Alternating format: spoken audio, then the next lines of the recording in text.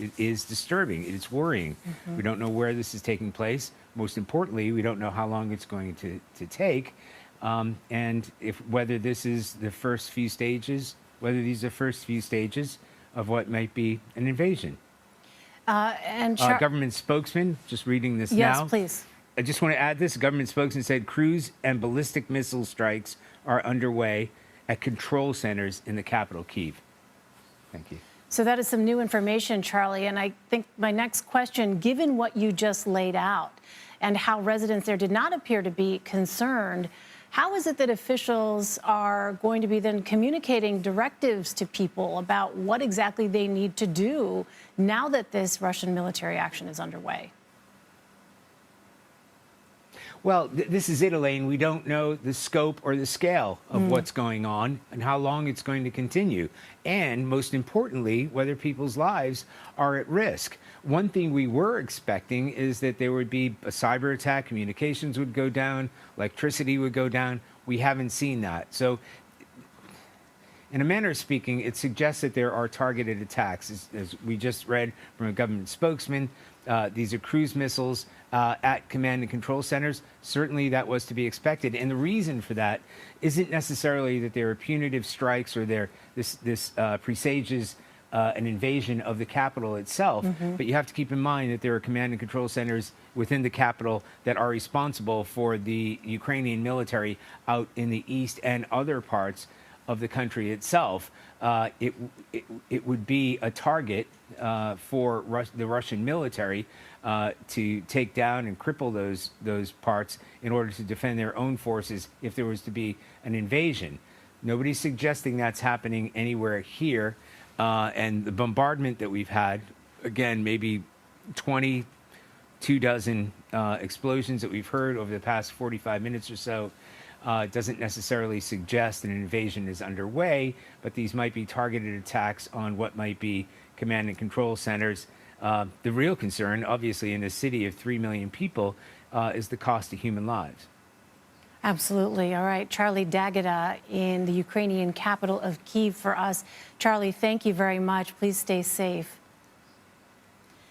Let's turn now to Holly Williams. She is in Kharkiv, Ukraine, which is in the eastern part of the country. And Holly, I know you had reported on our CBS News special report earlier, also hearing activity. What is it that you heard and witnessed? That's right, Elaine. Also, just after 5 a.m. local time, we heard a whole series of very loud thuds, sounded like explosions. I would say more than a dozen of them.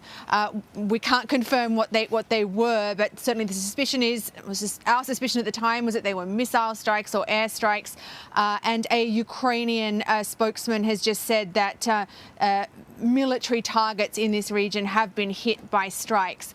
Just before that began, we heard from Russia that Russian state TV had aired this speech by President Putin saying that he had decided to conduct a special military operation in Donbass. Donbass is that region in eastern Ukraine that's controlled by Russian-backed separatists, and then some area beyond that. He also said, though, that Russia's plans do not include an occupation of Ukraine. That sounds like he's decided, or perhaps decided, against a full-blown ground invasion of this country. However, President Putin also said that Russia will seek to demilitarize Ukraine and that clashes between the two militaries are inevitable. So we're really waiting now to see what this military involvement by Russia in Ukraine will actually look like.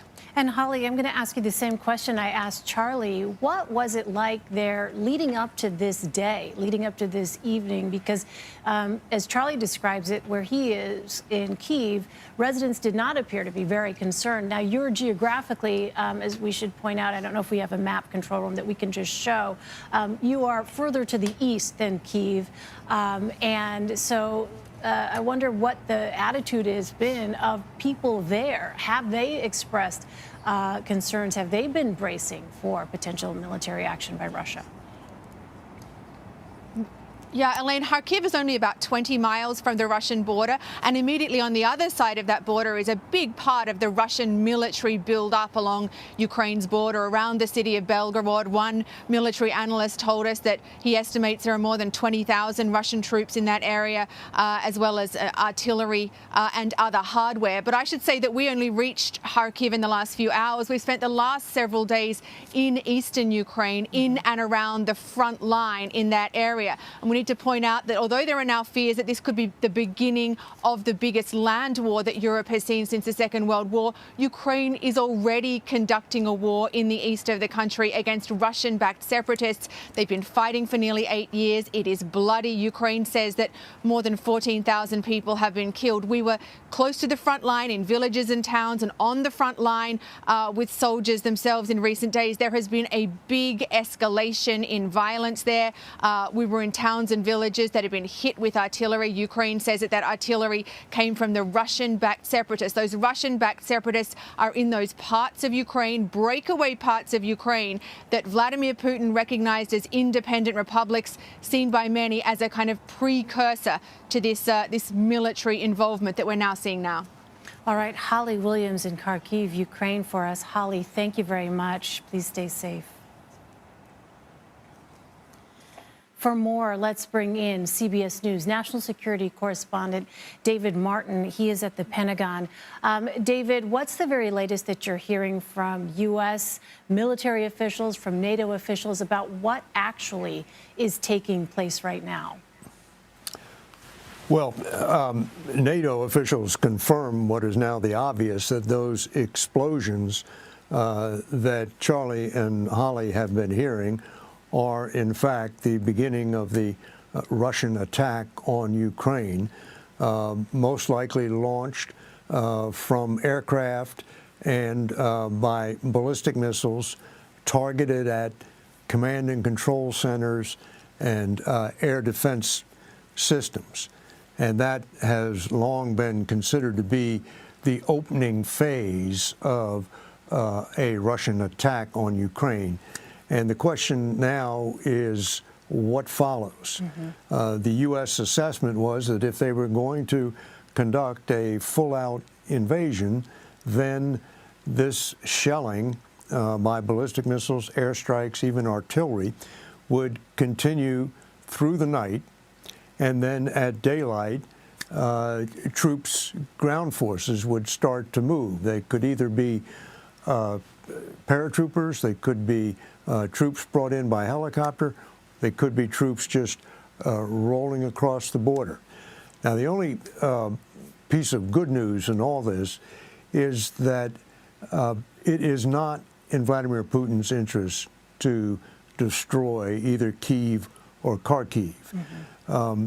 This is the old you break it, you own it rule.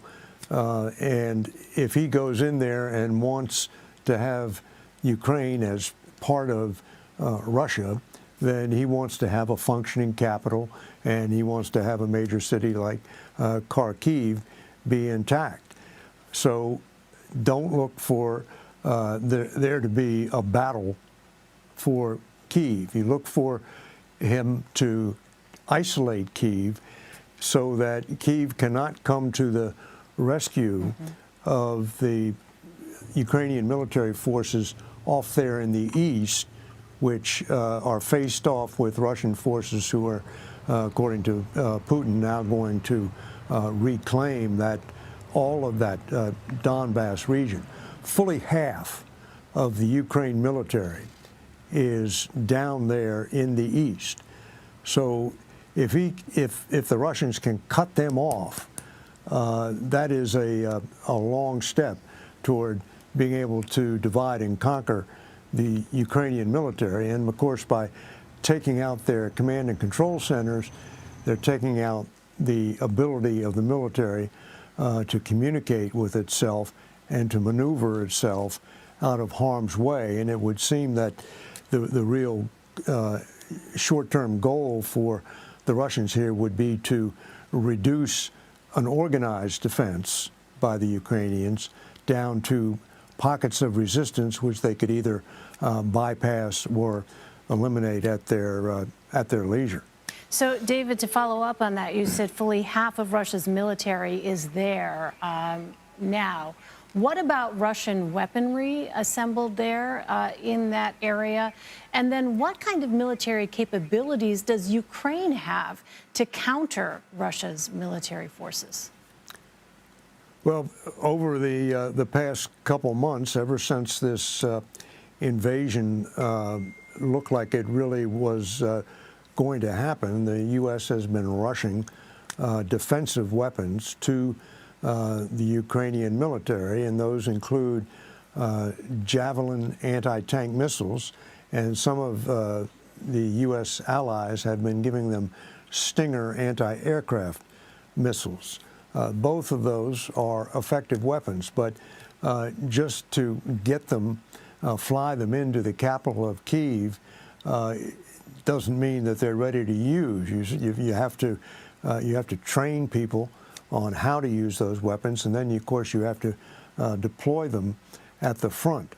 And we don't really know how much progress has been made in terms of arming the Ukrainian military with some of these higher grade weapons, but they're going up against a superior force, and they can raise the price, but it is not at all likely that they can fend off the Russian military.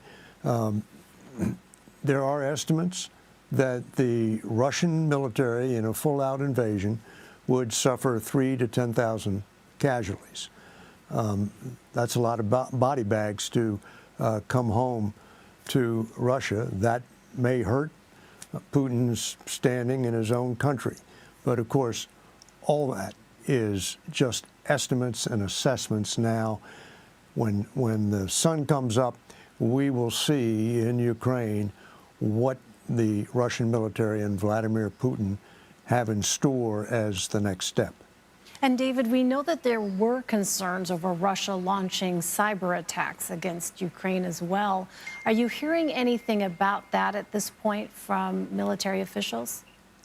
Well, we saw some cyber attacks today, but there was not an indication that they were destructive. They were more malicious. In other words, they bombarded websites, and the websites were forced off the internet for a while. But as of right now, anyway, I have no confirmation that truly destructive cyber attacks were conducted. And that may be in keeping with what I was talking about earlier, which is you break it, you own it. You don't want to destroy Ukraine's digital communication system if you're going to, or if you're planning to, take it over. Right, and as we saw in Charlie D'Agata's report there from Kyiv, as